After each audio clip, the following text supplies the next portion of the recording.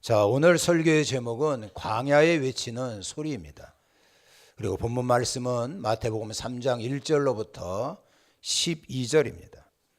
우리가 1절을 보면 그때의 세례 요한이 이르러 유대 광야에서 전파하여 가로되라는 말씀을 하고 있습니다. 여기 그때해라고 하는 것은 중대한 그러한 시기가 도래했다라고 하는 말입니다. 유대 광야라고 하는 것은 이스라엘 사해 서편에 있는 상당히 거친 땅입니다. 누구도 관심 갖지 않는 그러한 척박한 곳에서 엄청나게 중요한 사건이 일어나기 시작을 했다라고 하는 말입니다. 그것은 바로 세례 요한의 등장이었습니다. 우리가 마태복음 1장, 2장을 보면 계속해서 예수님 탄생 이야기를 하다가 3장에 보면 생뚱맞게 세례 요한 이야기가 갑자기 튀어나옵니다. 예수님의 탄생, 마태복음에 기록이 되어 있습니다. 그리고 누가복음에 기록이 되어 있습니다.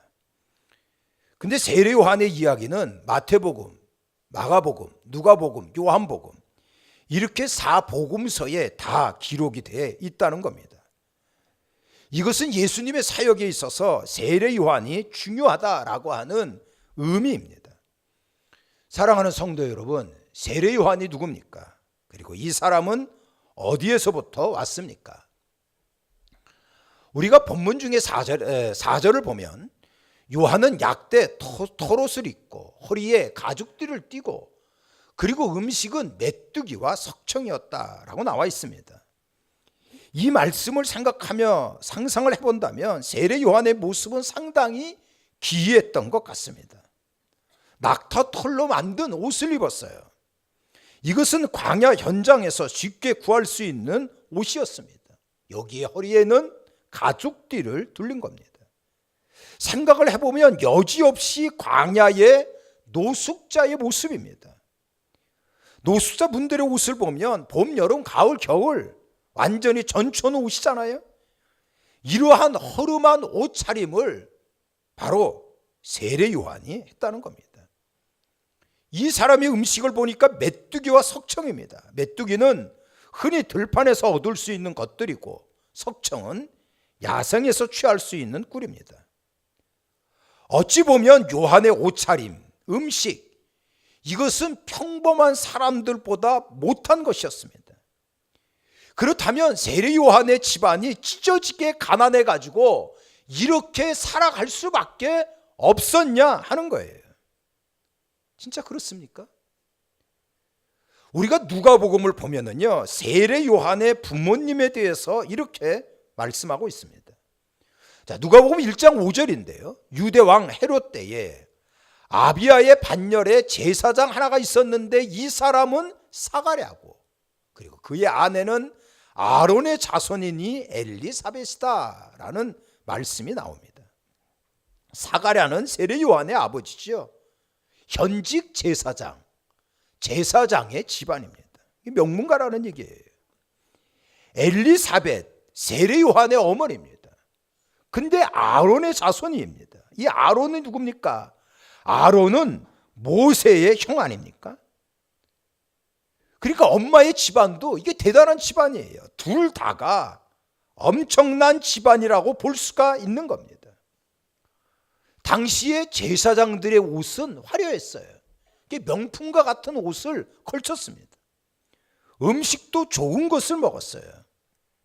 이 그림이 2000년 전 세례 요한을 상상해서 그린 그림인데 뭔가 초라해 보이지 않습니까? 이것은 당시 대제사장의 복장입니다. 자, 그림에서도 빈부의 차가 확연하게 드러납니다. 그러니까 세례 요한은 아버지 집에 머무르면서 잘 먹고 잘 지낼 수가 있었습니다. 근데 이 사람은 좋은 옷 입고 좋은 것 먹는 것보다 더 중요한 것이 있다 이렇게 생각을 했고요. 그 다음에 이 사람은 광야로 나갔던 겁니다. 세례 요한이 그렇게 중요하다고 봤던 그것이 무엇입니까? 우리가 말씀 중에 본문 3절입니다. 저는 선지자 이사야로 말씀하신 자라 이르렀으되 광야에 외치는 자의 소리가 있어 가로되 너희는 주의 길을 예비하라. 그의 첩경을 평탄케 하라라고 말씀하고 있습니다. 요한은요, 예수님의 길을 예비하는 것, 이거 굉장히 중요하게 봤다는 겁니다. 3절 말씀 중에 외치다, 이거는요 막 격한 감정으로 그런 식으로 선포했다고 하는 말입니다. 광야는 이스라엘의 돌짝밭, 자갈밭, 버려진 불모지 땅이죠. 그러니까 세례 요한의 사역의 현장이 얼마나 형편없고 얼마나 열악한 것인가라는 것을 알 수 있는 단어입니다. 그러니까 이러한 척박한 곳에서 예수님의 길을 예비하고자 이 사람은 좋은 옷, 좋은 먹거리 포기하고요, 열정적인 이러한 삶을 살아갔던 겁니다. 예수님과 세례 요한은 사촌지간입니다. 세례 요한이 예수님보다 6개월 먼저 세상에 태어났어요.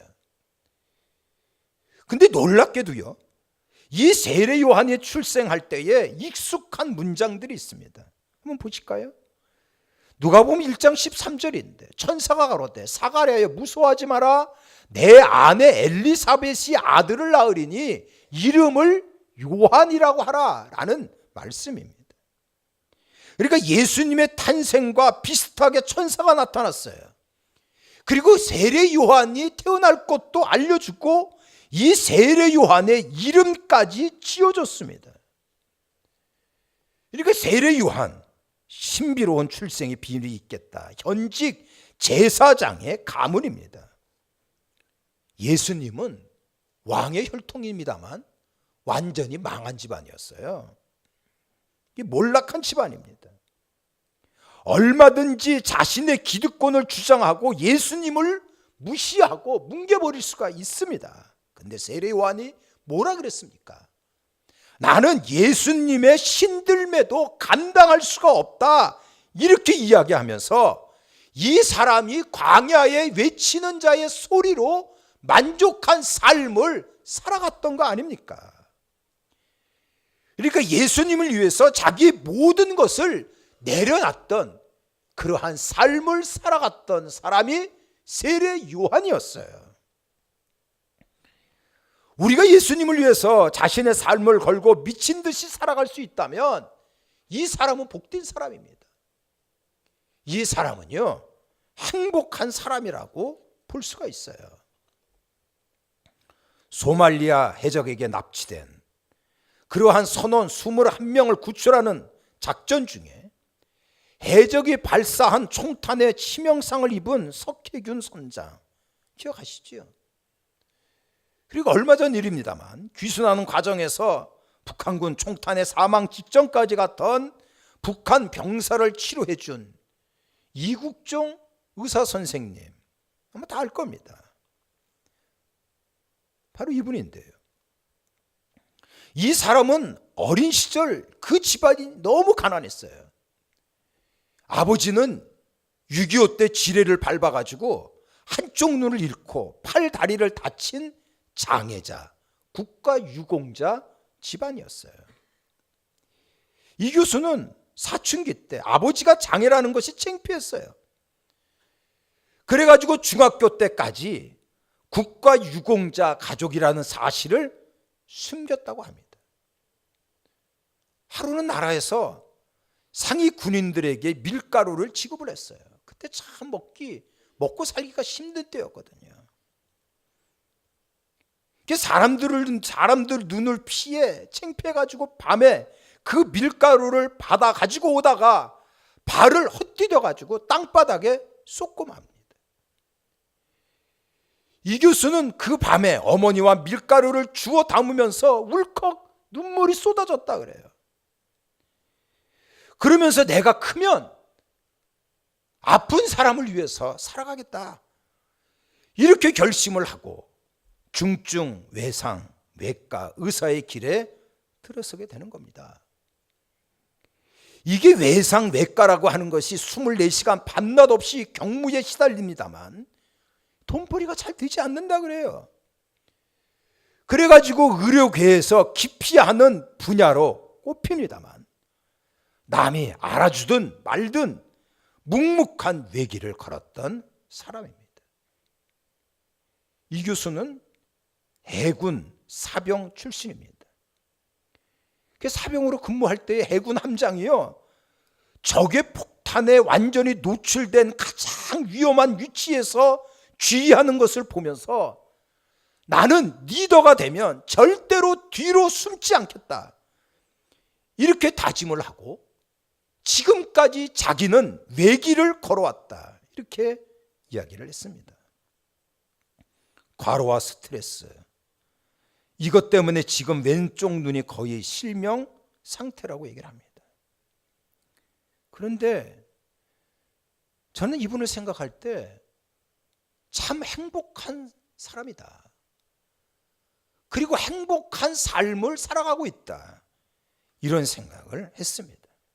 하물며 저분이 바로 이러한 삶을 살아갔는데, 여러분, 우리가 누굽니까? 우리는 더 높은 하늘의 소망을 갖고 있는 그러한 사람들 아닙니까? 그렇다면 광야에 외치는 소리로 만족할 수 있어야 하는 거예요. 여기에 우리는 자긍심을 가질 수 있어야 하는 겁니다. 자기는 주님을 위해서 열정적인 삶을 살아간다면서 그러한 행동이 정작 예수님께 고통이라면 이거 문제가 심각한 게 아닙니다.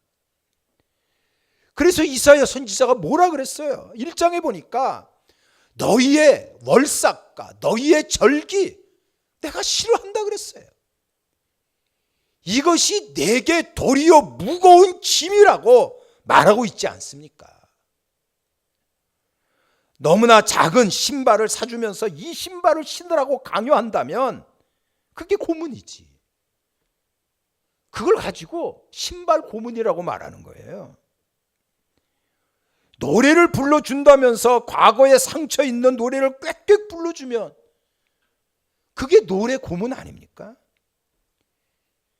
제대로 적중해야 하는 거예요. 세례 요한은 제대로 적중했습니다. 여러분들, 이 사람의 외침이 뭐였어요? 자, 2절에 보니까 회개하라, 천국이 가까이 왔다 그랬어요. 회개라고 하는 것은 마음을 바꾸는 겁니다. 하나님이 원하시는 그 마음가짐을 가져야 하는 거예요. 잘못된 행동으로부터 돌아서는 거, 이게 회개 아닙니까? 천국, 이 다음에 우리가 죽어서 가는 영생하는 곳, 그곳입니다. 천국은 이러한 장소적인 개념만 있는 것이 아니고요, 예수 그리스도께서 통치하시는 그곳을 말합니다. 하나님의 지배가 있는 그곳, 그것이 하나님 나라 아니에요? 예수 그리스도께서 왕 중에 왕으로 오셨으니 이분의 통치를 받고 지배를 받는 것 마땅히 여기면서 나가는 것, 이게 바로 천국입니다. 사랑하는 성도 여러분, 예수 그리스도께서 통치하시는 천국이 지금 여러분들의 삶에 있습니까? 여러분들의 마음 안에 있냐는 거예요. 우리가 갈라디아서 2장에 보면 뭐라 그랬습니까? 내가 그리스도와 함께 십자가에 못 박혔나니 그런즉 이제는 내가 사는 것이 아니고 오직 내 안에 예수 그리스도께서 산다 그랬어요. 예수님이 내 안에 살아나야 합니다. 내 인생의 주인이 되셔야 해요. 예수님이 지금 어디 계십니까? 예수님이 지금 어디 계시냐고요? 예수님이 여러분들의 안에 계십니까? 부활의 주님이 내 안에 있다, 이것을 자신 있게 선포할 수 있는 것이 이게 얼마나 중요한 문제인지 압니까? 여러분들 고린도 후서를 봐보십시오. 고린도 후서 13장에 보면 예수 그리스도께서 너희 안에 계신 줄을 너희가 스스로 알지 못하느냐, 그렇지 않으면 너희는 버림받은 자라 그랬어요. 예수님이 내 안에 있다는 것을 확실하게 믿고 나가지 못하면 버림받았답니다. 내 안에 예수님이 진짜 계십니까? 아니면 예수님 간 곳 없고 내가 버젓이 살고 있습니까? 그런즉 누구든지 그리스도 안에 있으면 새로운 피조물이라. 이전 것은 지나갔으니 보라 새 것이 되었도다. 하나님의 자녀가 됐어요. 하나님의 피조물이 됐습니다. 하나님의 사람이 되었어요. 이제는 내가 사는 것이 아니고 내 안에 그리스도께서 살아나셔야 합니다. 사나 죽으나 주님만을 위해서 나간다면 이것이 승리하는 삶이고 이것이 축복받는 삶이 되는 거예요. 세례 요한의 말을 듣고 많은 사람들이 요단강에 나와서 세례를 받기 시작을 했어요. 유대인들은요, 흐르는 요단강 물에 잠기는 것을 최고의 가치로 여겼어요. 어느 날 세례받는 현장에 바리새인들과 사두개인들이 나타났습니다. 이때 세례 요한은 이들에게 이렇게 야단을 쳤어요. 본문의 7절인데 요한이 많은 바리새인과 사두개인이 세례 베푸는 데 오는 것을 보고 이르되 독사의 자식들아, 임박한 진노가 너희를 피할 것 같으냐? 요한은요, 바리새인과 사두개인들에게 독사의 자식들아라고 야단을 쳤습니다.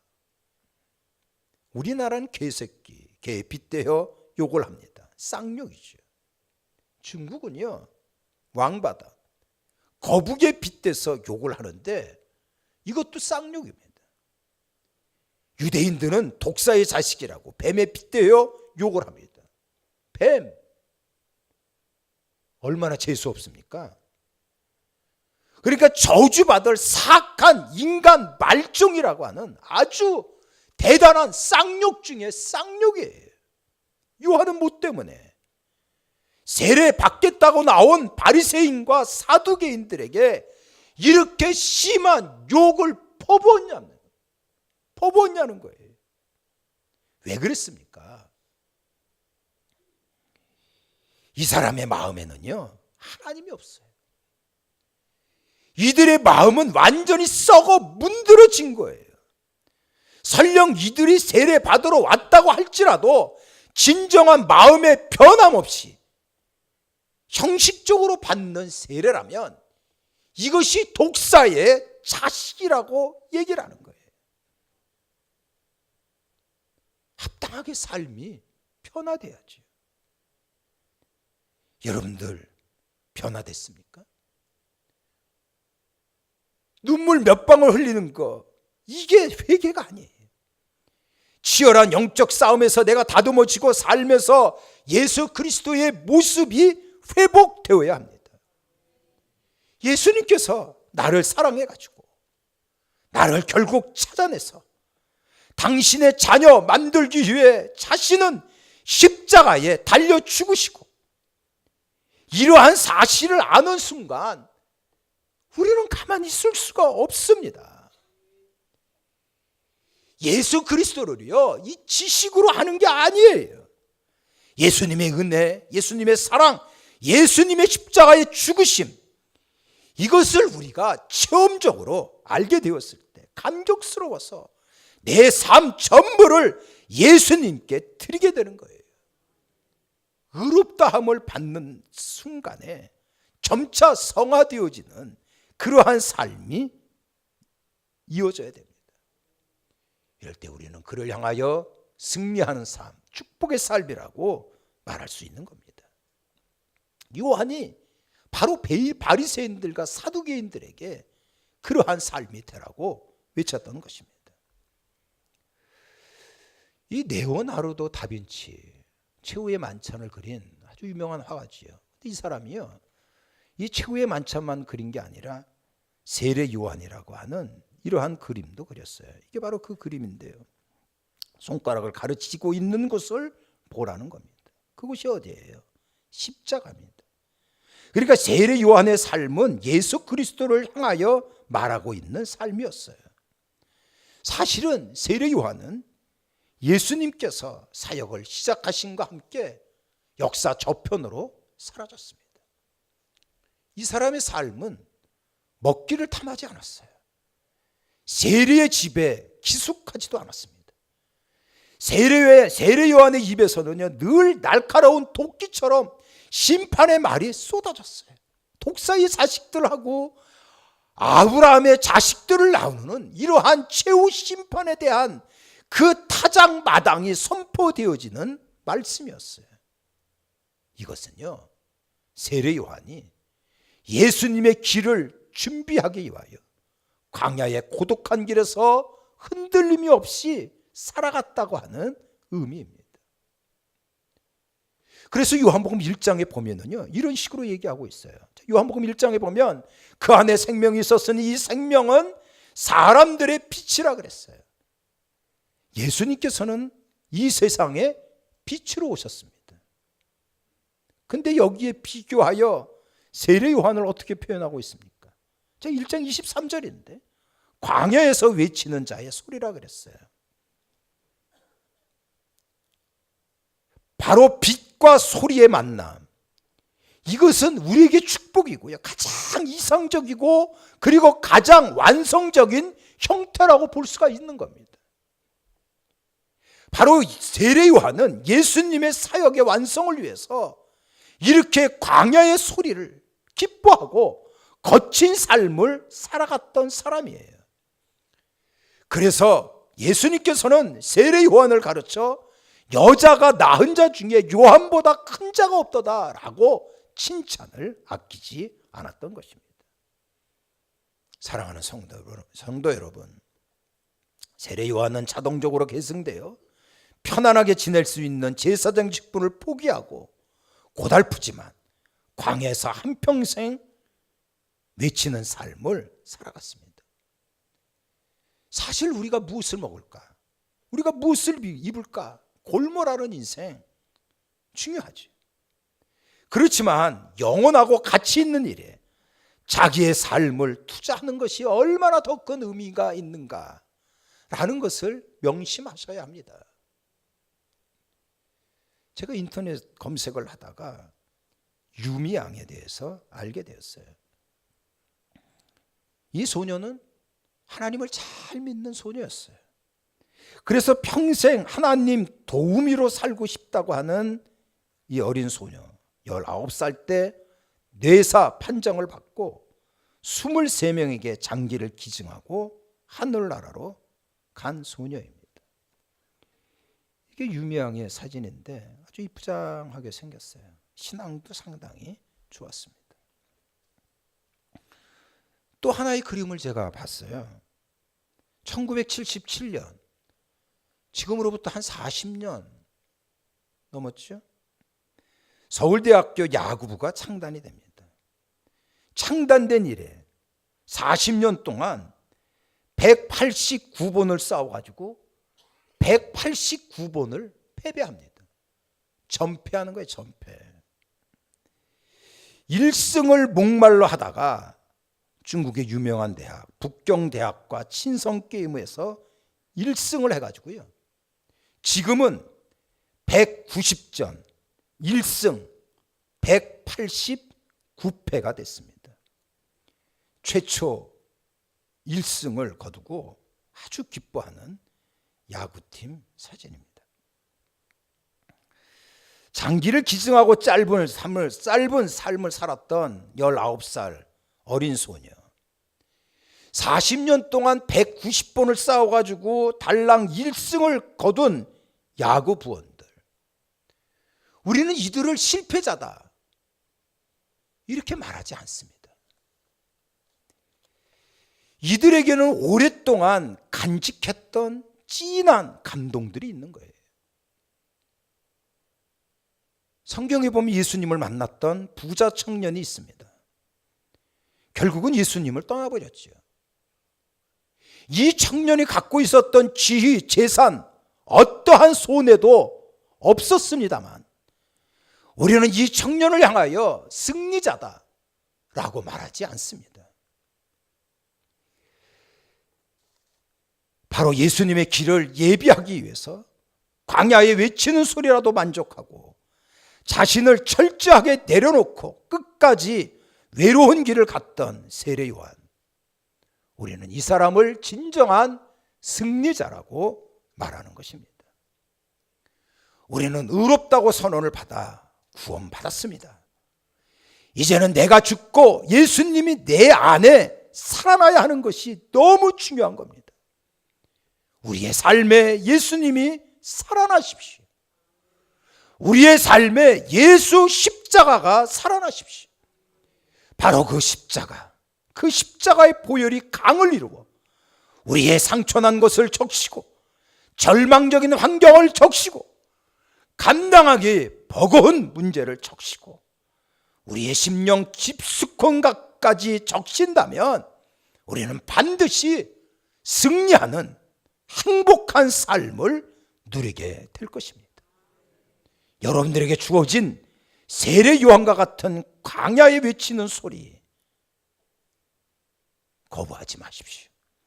절대로 낙심하지 말고, 절대로 포기하지 말고, 절대로 뒤돌아 물러서지 말고, 이제 내 안에 예수 그리스도께서 살아남으로 여러분들에게 크고 놀라운 하나님의 은혜와 영광이 있기를 예수님 이름으로 축원합니다. 이제는 우리 구주 예수 그리스도의 은혜와 하나님 아버지 극진하신 사랑하심과 성령님의 위로와 교통하심이 예배드린 우리 모두에게 영원히 함께하옵기를 간절히 축원하옵나이다.